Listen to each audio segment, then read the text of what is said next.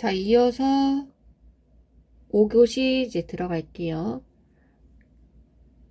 아까 4교시에 이어서 모발 클리닉 제품에 대해서 말씀을 드리면, 모발 클리닉 할 때 아까 한 번 더 뒤에서 얘기를 한다고 했었던 PPT가 있어요. 그리고 LPP, 그리고 pH 조절제를 제일 많이 샵에서 살롱에서 제일 많이 쓰게 되는데, pH 조절제는 버퍼라고도 얘기를 해요. 제품 이름을 그냥 버퍼 갖다 주세요 이렇게 얘기하시는 분들도 있는데, 어쨌든 큐티클층이 이렇게 깔끔하게 겉의 표면이 그렇게 많이 거칠지 않은 상태에서 접착면이 착 달라붙어 있어서 이 큐티클층이 생선 비늘처럼, 저는 보통 고객님들한테 큐티클층 설명을 할 때는 생선 비늘처럼 밑을 향해서 차곡차곡 쌓여 있는데, 자, 생선 비늘을 벗기려면 어떻게 하죠? 반대 방향으로 빗질을 하잖아요. 칼질을 해서 반대 방향으로 빗어서 비늘을 벗겨내잖아요. 그것처럼 뭐 연모제 도포할 때도 그렇고, 뭐 연화제, 펌제 도포할 때도 마찬가지로 잘못된 터치로 인해서 큐티클층이 반대로 비껴질 경우에 머리가 손상이 될 수 있고, 그렇게 되면 한번 이 접착면이 떨어진 큐티클층은 제대로 붓기 어렵죠. 염색을 하고 클리닉을 해준다 해도 제대로 붓기 어렵고, 또 이렇게 한번 접착면이 이렇게 하얗게 일어나 있는, 전체적으로 머리가 이 접착면이 하얗게 일어나서 금세 벗겨질 것처럼 이렇게 겉단 보면은 다 일어나 있죠. 이렇게 일어나 있는 상태에서 그럼 큐티클층이 들쳐져 있기 때문에 모발 안에 있는 CMC나 간축 물질들이 빠져나오기 쉽겠죠. 유실되기 쉽겠죠. 그래서 클리닉을 하는 거고, 첫 번째로 아까 말했던 PPT 같은 경우에는, 자, 모피질 내부, 우리 모발 안에 맨 겉에 있는 게 뭐였죠? 김밥처럼 돼 있었죠. 이렇게 이 겉에 김밥처럼 쌓여져 있는 부분이 큐티클층을 우리가 뭐라고 했었죠?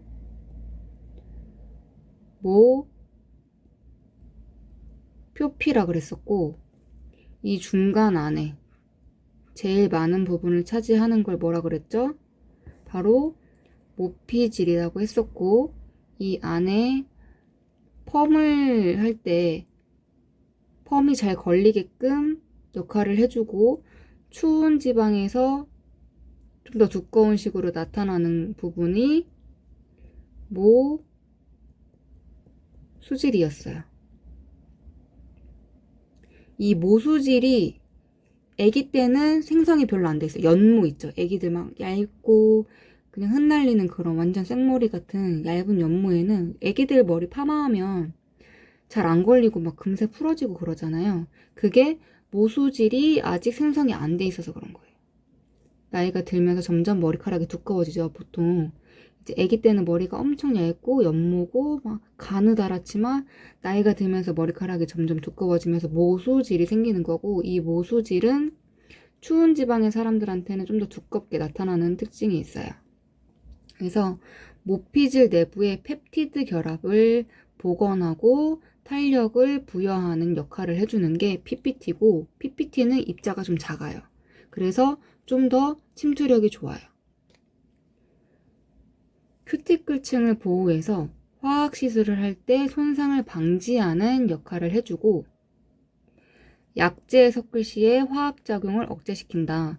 왜냐면 어쨌든 간에 모발을 좀 복원시키고 단백질 같은 느낌이 있기 때문에 약재에 섞었을 때 화학작용을 조금 억제, PPT를 도포를 하고 했을 때 모발 안에 약재가 침투가 되기 전에 도포를 해주다 보니까 좀 더 약재가 침투했을 때 너무 확 먹지 않도록, 왜 탈색이 된 머리에 염색약을 도포를 하면 머리가 확 먹었다가 확 빠져버리는 거를 이미 PPT를 안에다가 넣어주고 안에를 채워줬기 때문에 머리가 확 먹어버리는 듯한 느낌을 좀 덜어주는 거죠. 머리가 건강모나 발수성모처럼 좀 튕겨내거나 모발 안에 꽉 차있는 경우에는 건강모를 발라도 이제 펌제 생각했을 때 건강모를 발라도 건강모 펌제를 발라도 좀 오래 보죠. 방치를 오래 보거나 열 처리를 오래 보거나. 근데 손상모인 경우에는 모발 안에가 다공성인 경우가 많기 때문에 약이 확 먹을 수 있어서 약한 손상모 약제를 바르고 또 타임도 짧게 보죠. 건강모에 비해서. 그것처럼 모발 안이 비어있는 부분을 PPT가 채워주기 때문에 약제에 섞었을 때 화학작용을 좀 빨리 나오는 거를 억제시켜주고, 약제 위에 도포할 때는 화학작용을 촉진시킬 수 있어요. 그래서 약제에 섞어서 사용하거나 모발에 미리 도포를 하고 약제를 도포하면 괜찮은데, 모발을 안에 채워주고 약제를 도포하면 괜찮은데, 약제 위에 도포할 때는 화학작용을 촉진시킬 수가 있어요. 그리고 입자가 작기 때문에 모발 안에 침투가 용이하고요. LPP도 들어봤죠? LPP는 PPT랑 다르게 입자가 좀 큰 제품이에요. 그래서 저분자 폴리펩티드고, 화학시술을 할 때 유출되는 콜텍스층의 저분자 단백질 간축 물질을 세워주는 역할을 해요. 윤기와 부드러움, 그러니까 LPP는 입자 자체가 크기 때문에 전체적으로 약간 린스처럼 모발 겉에서 맴도는 거예요. PPT는 모발 안에 단백질이나 이런 부분을 세워주는 느낌이면 LPP는 입자가 크기 때문에 PPT보다는 침투를 좀 하기 어렵고요. 윤기와 부드러움 위주로 좀 더 많이 부드럽고, 대신에 입자가 크기 때문에 컬러 표현이 줄어들 수가 있어요.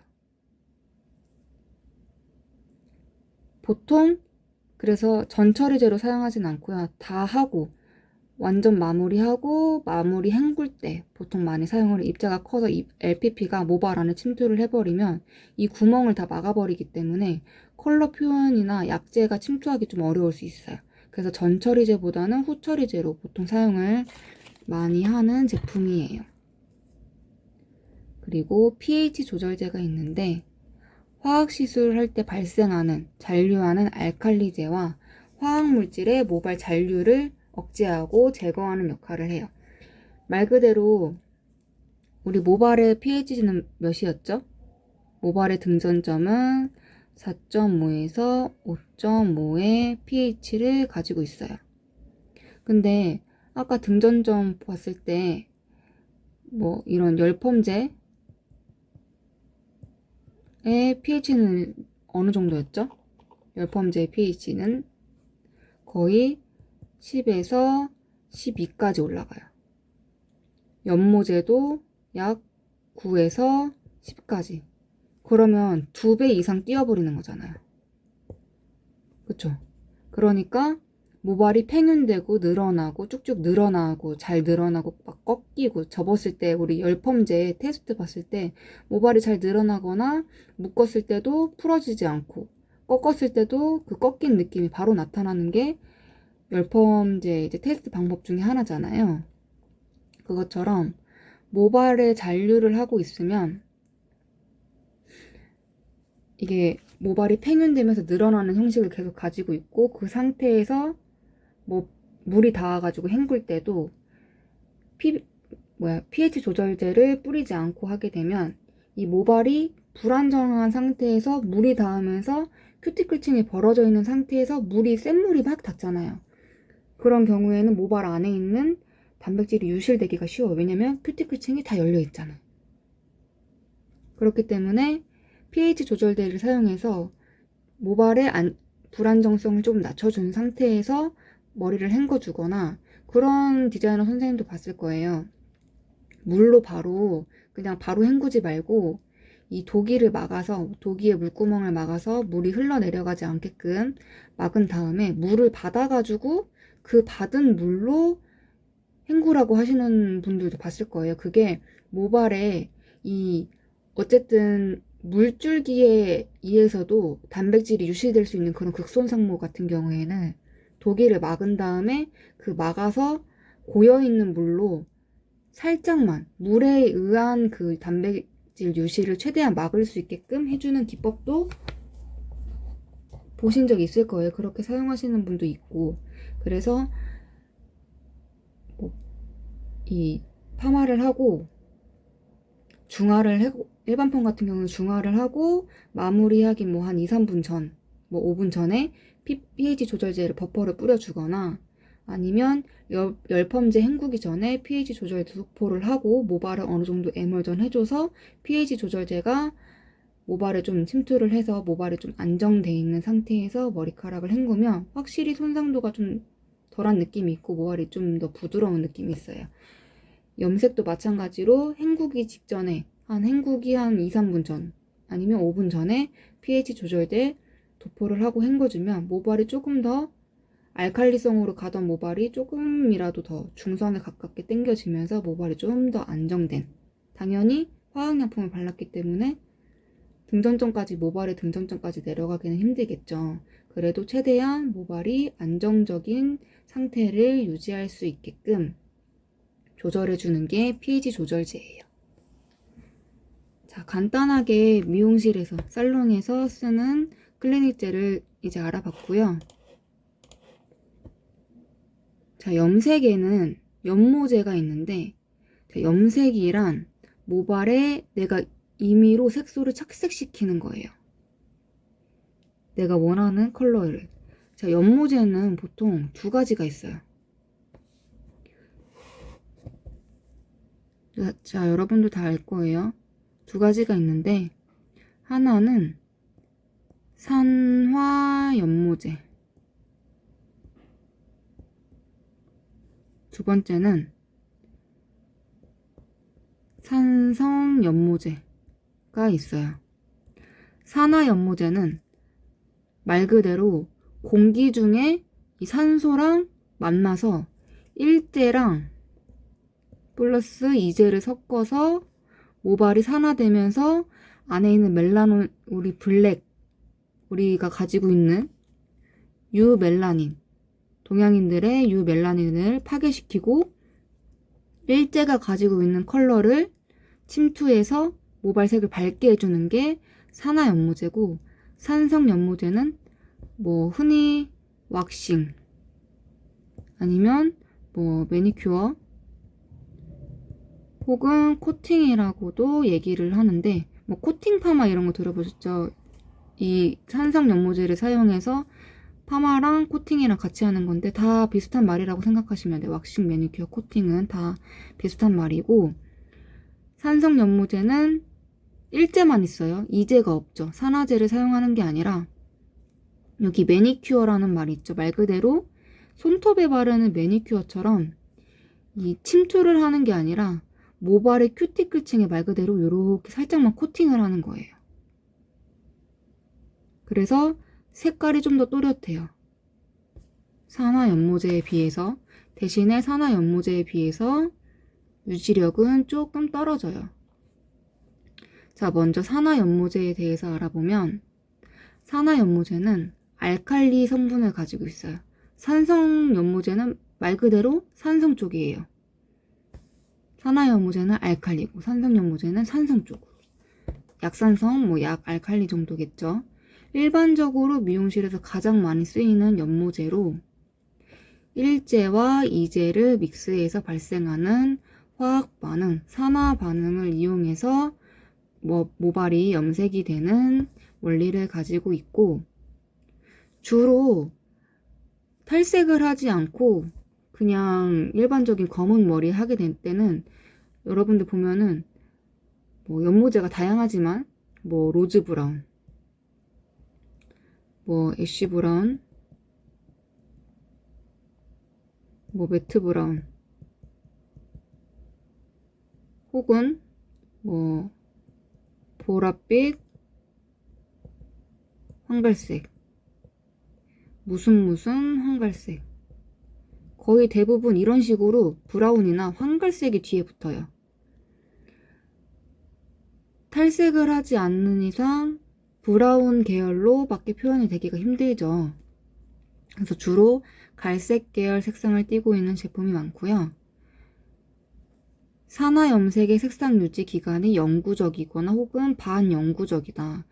야, 영구적이라는 말은 영원히 간다는 거잖아요. 반영구적도 거의 유지력이 뛰어나다. 거의 영원히 간다. 근데 완전히 영원히 가지 않는다는 거. 근데 영구적은, 자, 염색을 했어요. 제가 만약에 머리가 3, 4레벨이야. 막 좀 까만 편이에요. 어두운 갈색빛. 근데 뭐 한 10레벨로 밝게 염색을 했어. 그러면은 시간이 지나면 다시 어두워지나요, 머리카락이? 점점 더 밝아지면 밝아졌지 어두워지지는 않죠. 그러니까 영구적이라는 거고, 반영구적이라는 말은 10레벨에서 내가 만약에 뭐 카키 브라운 했어.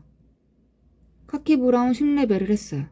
그러면 시간이 지나면 이 카키는 색이 점점 없어지고 브라운만 남죠. 그러니까 반영구적인 거예요. 이 색상 자체는 반영구적인 거고 레벨 자체는 영구적으로 가죠.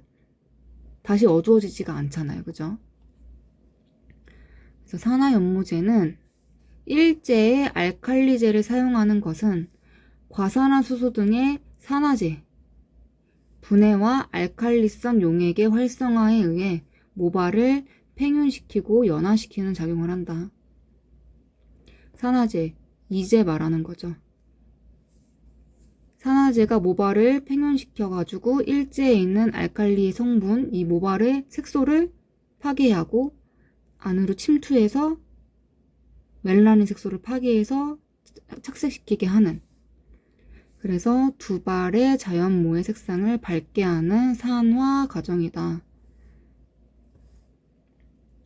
자, 일제가 가지고 있는 거는 모발을 팽창시키고 산화제는 산소를 발생시켜요. 과산화수소가. 그래서 두발의 본래 색상을 좀 더 밝게 하거나 두발 염색을 하기 전에, 모발 염색을 하기 전에 준비 과정으로서 기여 색성을 목적한다. 색소를 가지고 있는 거는 일제잖아요. 산화제는 모발을 열어줘서 산소를 발생시켜서 멜라닌 색소를 파괴시켜주고.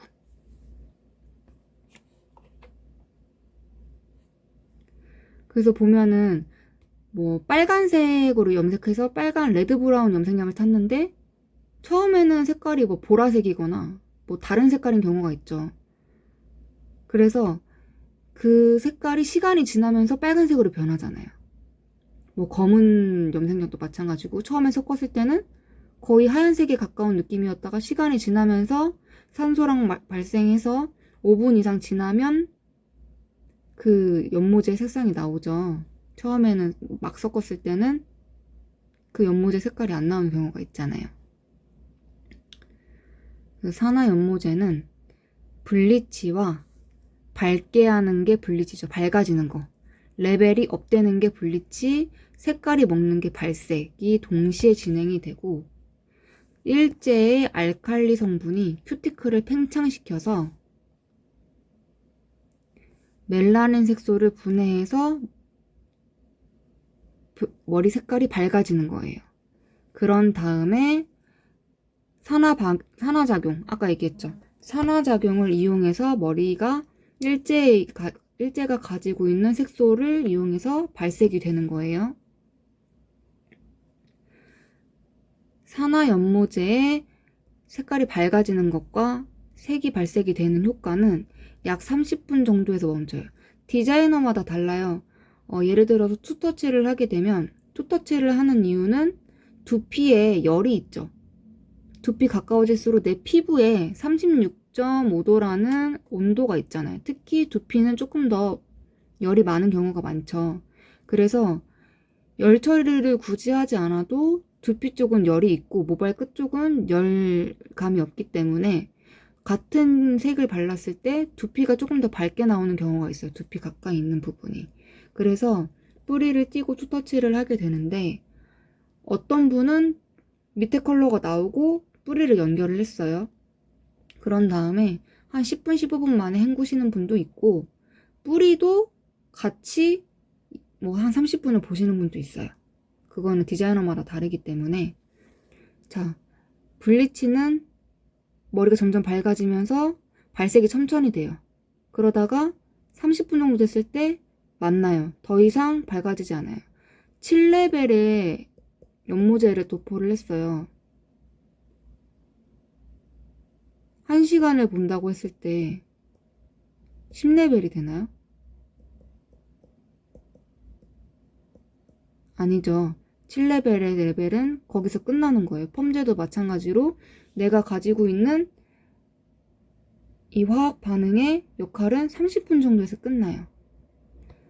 자, 블리치와 발색이 동시에 진행이 되면서 30분 정도 됐을 때 이 발색의 모발의 색깔이 정확하게 표현이 되기 때문에 머리가 밝아지다가 머리가 내가 생각했던 것보다 너무 밝은 것 같아. 근데 시간이 지나면서 발색이 천천히 좀 되기 때문에 30분 정도가 됐을 때 다시 살짝 어두워지면서 색깔이 맞춰지는 경우도 있어요.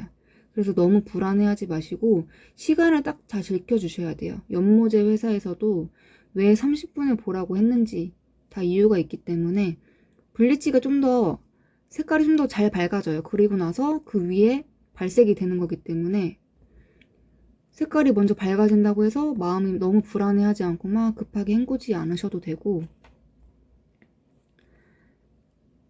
산화연모제 일제에는 일제 성분에는 염료가 있어요. 모발에 대한 염착, 색소, 염료죠. 뭐 카키면 카키, 뭐 레드면 레드, 바이올렛이면 바이올렛, 네이비면 네이비. 자, 알칼리제. 이거는 염이온 결합. 모발의 팽윤과 가산화수소의 분해를 촉진한다. 그리고 흔히 많이 들어있는 펌제에도 있죠. 정제수, 용매 등의 성분이 주 성분을 가지고 있고요. 산화연모제 이제에는 과산화수소가 있어요. 제일 많이 들어있는 성분이고 산화연모를 산화하고 산화중합 반응을 일으킨다. 산화중합 반응이 뭐냐? 제2의 이제에 과산화수소가 방출하는 산소에 의해서 산화됨으로써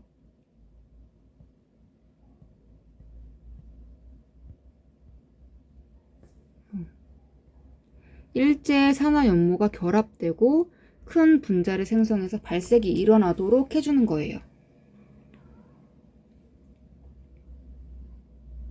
그래서 가산화수소와 용매, 물, 알코올 등과 그리고 기타 안정제, pH 조절제, 유화제.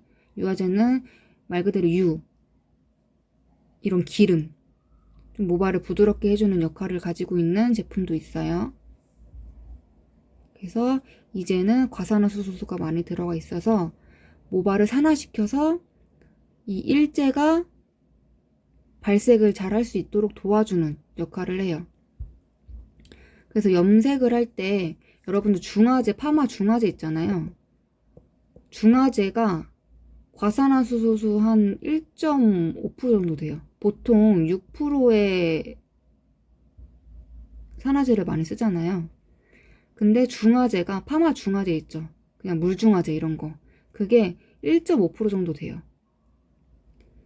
그래서 이 6%를 쓰는 게 모발을 레벨업하기 위해서 6%의 산화연모제를 쓰는 건데 굳이 레벨업하지 않거나 극손 사용모에는 3%도 쓰는데 진짜 탈색을 많이 했는데 좀 모발을 딥하게 하는 경우에는 중화제를 사용하시는 분도 있어요. 중화제는 1.5% 정도 돼요. 산화제 반응이. 자, 그래서 산화연모제 이제는 보통 3%, 6%, 9%, 12%까지 있는데 12%는 한국에서는 지금은 이제 너무 세서 화상을 입을 수도 있기 때문에 한국에선 구하기 조금 어렵고요. 3%는 10볼륨이라고도 해요. 같은 말이에요. 자, 두피까지 사용이 가능하고 어두운 컬러를 착색할 때 밝은 컬러에서 어두운 컬러를 톤 다운을 할 때 보통 많이 사용을 하고 백모 염색이나 밝은 컬러에서 톤 다운할 때 블리치 모발에 탈색 모발에 색소를 착색시킬 때 산성 연모제는 이제를 사용하지 않죠. 그리고 6% 같은 경우에는 12볼륨 두피 사용 가능하고요. 두피까지 바르잖아요. 영구 염색할 때 적정 탈색 및 착색을 작용하고 백모 톤 다운도 사용 가능하고요.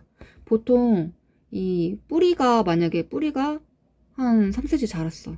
근데 밑에 모발이 10레벨이야. 그 톤 다운을 할 거예요. 그럴 때는 6%를 쓰셔야 돼요. 3%를 쓰면 안 돼. 왜냐면 뿌리가 까맣잖아요. 근데 3%를 쓰면은 나중에 색이 빠질 때 3%를 사용하면 이 3cm 자란 뿌리 부분에는 모발의 색이 거의 표현이 안 돼요. 밑에만 표현이 돼요. 착색이 잘 안 되기 때문에. 머리카락을 밝아지게 하는 게 아니기 때문에 이 뿌리 부분은 약간 밝아지고 밑에 부분은 어두워져야 돼서 중간에 맞춰줘야 되는데 3%를 쓰면은 뿌리가 안 밝아져요. 그럼 나중에 색이 나중에 어차피 빠질 거 아니에요? 밝은 색에서 어두운 색을 입혔으니까 그때는 또 뿌리만 어두워요. 너무 티가 많이 나게. 당연히 뿌리가 어두우면 시간이 지나서 머리색이 빠졌을 때 밑에 머리가 더 밝겠지만 6%는 그게 좀 중화가 돼요.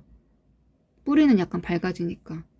예를 들어서 한 7레벨이나 6레벨 발랐을 때 6레벨이 표현이 되는데 3%로 하면은 6레벨이 표현이 안 돼요. 거의 밝아지는 게 없어요. 그리고 동일 명도의 반사빛을 부여할 수 있고 1, 2단계의 음영을 높일 때 많이 사용한다. 그리고 9%는 30 볼륨이라고도 하는데 두피 사용 가능하지만 좀 따가울 수 있어요. 그리고 탈색 작용, 아무래도 볼륨이 높기 때문에 좀 더 밝은 색을 할 때 사용 가능하고 백모 커버력이 좀 저하되고 2, 3단계 음영을 높일 때 사용하고 아무래도 색이 금방 먹고 빠지기 때문에 반사빛을 좀 저하시킬 수 있어요. 탈색약처럼 착색시키는 역할은 조금 부족해요. 산화작용만 빨리 할 뿐이에요. 그래서 보통 9%를 단독으로 사용하는 경우는 별로 없고요. 9%도 탈색할 때 많이 사용하지 일반적인 연모제에 사용하지 않아요. 그냥 모발의 색을 빼낼 때만 사용하는 거기 때문에 반사빛도 잘 착색이 안 되고 백모 커버력도 좀 저하되고 두피도 좀 따가울 수 있어요. 가끔씩 막 두피 따갑다고 하시는 고객님 있잖아요. 그런 분들은 이 염색약을 섞고요. 한 3분에서 5분 정도는 이제 막 섞었으니까 3분에서 5분 정도 산화작용을 해요. 산소가 만나가지고. 그러면서 좀 따가울 수 있어요.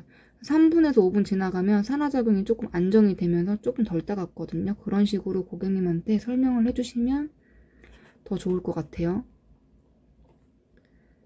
자, 그래서 3%랑 6%를 좀 대중적으로 많이 쓰는데 3%랑 6%를 구분을 해보면 자, 10볼륨의 산소량이 발생되고 얘는 20볼륨. 탈색은 안 돼요, 잘. 그래서 아까처럼 뿌리는 어둡고 밑에는 밝을 때는 6%를 사용해야 이 뿌리와 밑에 모발이 맞아 갈 수 있고 그냥 전체 탈색을 하고 나서 색을 다시 입힐 때는 3%를 사용해 주시는 게 더 좋아요. 산화작용이 적기 때문에 모발 손상도도 조금 더 적어요. 보통 뭐 1대1, 뭐 1대1.5, 뭐 1대2 이것도 마찬가지고 톤 다운이나 아니면 같은 색깔에서 색만 입힐 때 같은 레벨에서 톤인톤 염색이나 밝은 모발에 선명한 반사빛을 연출할 때나 백모 염색은 사실 조금 어려울 수 있어요. 산화력이 어렵기 때문에 백모는 좀 억세고 두껍잖아요. 그래서 조금 어려울 수 있고 톤업하거나 같은 모발에 염색을 할 때 물론 톤 다운도 가능하지만 그런 경우에는 뿌리가 자라난 경우 그런 경우에는 6%를 써주시는 게 좋고 보통 백모나 멋내기 염색에 많이 사용하고 그래서 3%와 6%의 장점은 적은 모발 손상과 깊이감 있는 반사빛 아무래도 색깔을 좀 더 딥하게 해주기 때문에 반사빛도 더 딥하게 표현이 될 수 있고 6%는 내가 원하는 색상을 다양하게 뭐 아무렇게나 표현할 수 있어요. 제일 그래서 기본적으로 사용하는 산화제예요. 자, 여기까지 하고 이제 마지막 교시에서 산성 연모제 하고 간단하게 더 탈색에 대해서 얘기를 한 다음에 마무리할게요.